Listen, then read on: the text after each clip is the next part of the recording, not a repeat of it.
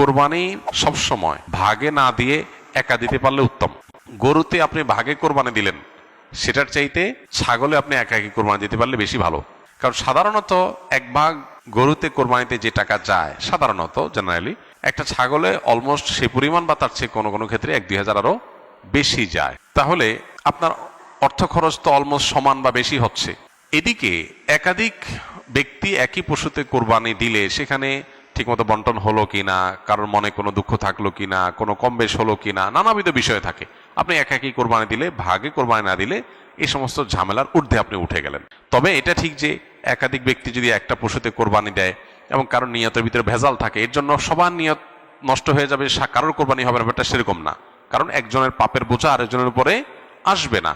তারপরও সতর্কতামূলক উপায় হলো নিজের হালাল টাকা দিয়ে নিজের মতো করে কোরবানি দিতে পারা। শরীকে কোরবানি দিলে সেটা সম্পূর্ণ জায়েজ। একটা গরু, একটা ওট, এই দুই ধরনের পশুতে আপনার সর্বোচ্চ 7টি ভাগ হতে পারে।